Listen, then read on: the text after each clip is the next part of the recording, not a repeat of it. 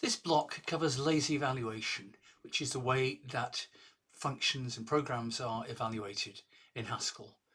We'll talk about some examples, we'll talk about what lazy evaluation is, and in particular, we'll talk about some of the disadvantages that don't necessarily come through when you first hear about lazy evaluation. So let's talk about what call by value or normal evaluation is. Traditional function call semantics says, first of all, evaluate the arguments and then evaluate the body of the function using the values of the argument. It's called call by value and it works in a typical stack discipline.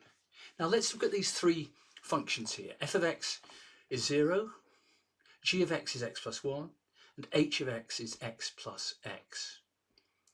And if we apply f and g and h to 2 plus 2, in each case we evaluate 2 plus 2 to 4 once. Now you might see that in the first case we don't actually, because the answer is independent of the argument, we don't actually need to evaluate the argument at all.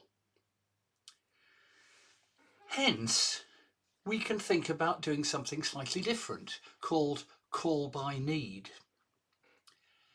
And what happens in call by need is we don't evaluate the arguments, we substitute the arguments and then evaluate the body of the function on those substitutions. So it's called call by need. The argument is only evaluated when it's needed. So let's have a look at those three functions f, g and h, again with the argument 2 plus 2, and see what happens here. In the first case, if you substitute 2 plus 2 into 0, you simply get 0. So that is, you get the answer without doing any evaluation. In the second case, we substitute 2 plus 2 for x, and so what we have to evaluate is 2 plus 2 plus x, 2 plus 2 plus 1, which is 4 plus 1, which is 5. Now what about the third case? H of x is x plus x. Here we substitute, so we get 2 plus 2 plus 2 plus 2, which evaluates to 2 plus 2 plus 4, and the second 2 plus 2 evaluates to 4, so we get 4 plus 4, which is 8. But the point is here, we've evaluated that argument 2 plus 2 twice, because it occurred twice in the function body. So that's not good. We've done less evaluation in the case of f, but we've done more in the case of h. So can we somehow get the best of both worlds? And the answer is we can do something called lazy evaluation. What we do there essentially is substitute pointers to the argument and then evaluate the body of the function as a graph that has sharing. That means that if we've evaluated an argument once, we share that argument, that value, if we ever need it again. Now, if we look at what happens with f and g and h, basically the behavior of f and g is the same, but the behavior at h, you see that instead of copying 2 plus 2 twice, we have two pointers to the 2 plus 2 expression, and which gets evaluated to 4, and both of those pointers then points to the evaluated version. So we've only evaluated the 2 plus 2 once. So lazy evaluation supports evaluation by need. We only evaluate something when we need it, and it ensures that we don't duplicate any evaluation thereby. So the first principle of laziness is we only evaluate an argument when it's needed, and we share the result of that evaluation. Now, what happens if we have structured arguments? We were looking at arguments there which were just numbers. Structured arguments like lists or tuples or members of data types, they have components, and we can pattern match over those. So we don't necessarily, if we need an argument, we don't necessarily need all the parts of the argument. So let's have a look at, we've got a slightly different version of f and g and h here. Now the argument is a single thing, which is a pair. In the first case we return 0, in the second case we return x plus 1, in the third case we return x plus y. Now I'm using the same principle. I'm not showing the pointers here because nothing is duplicated, in fact.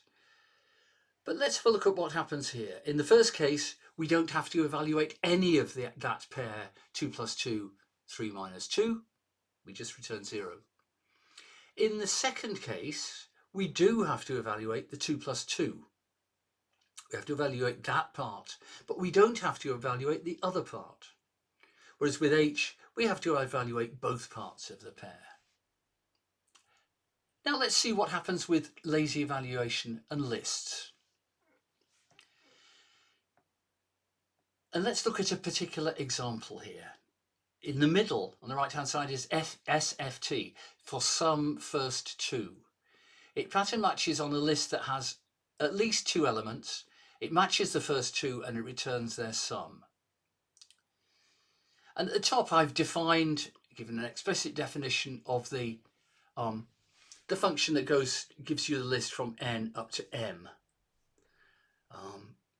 And here we can see SFT applied to 1 up to 1,000,000. So in order for SFT to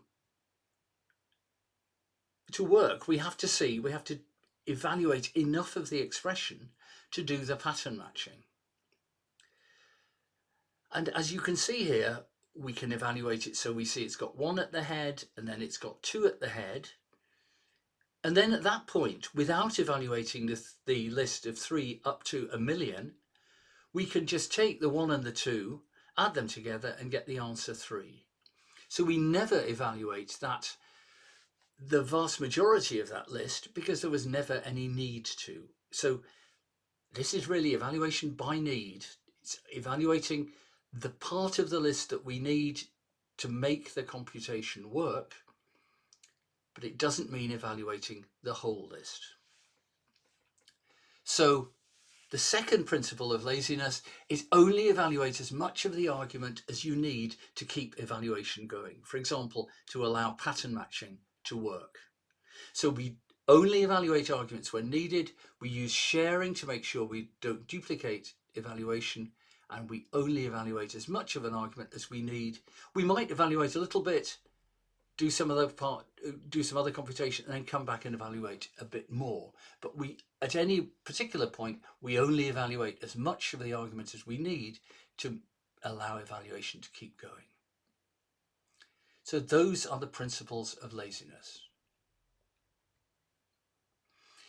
And they underlie a different style of programming.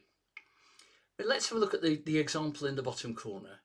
It's a result of mapping, it's doubling every element in a list 1 to 10, and then summing the result.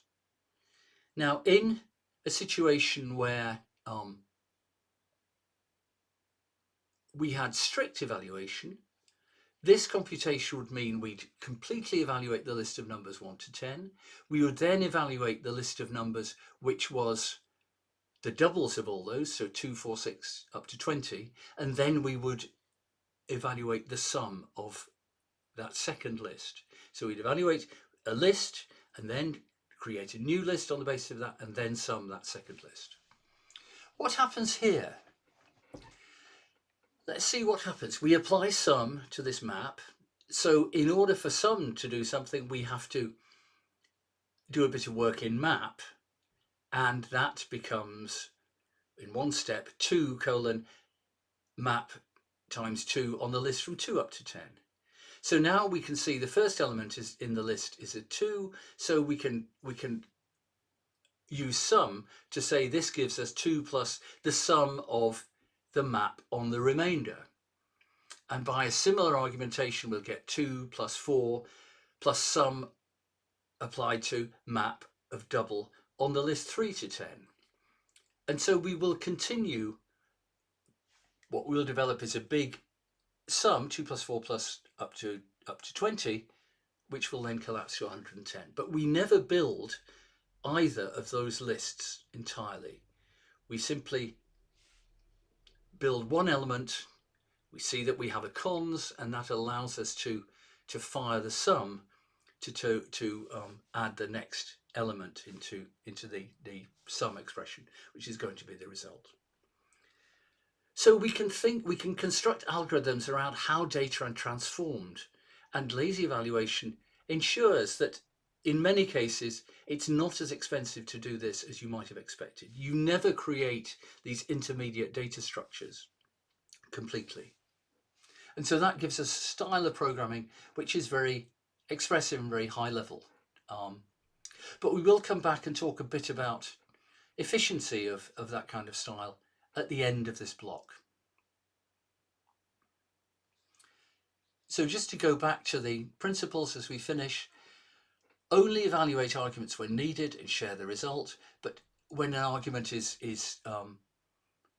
composite, we only evaluate as much of the argument as is needed to keep the evaluation going.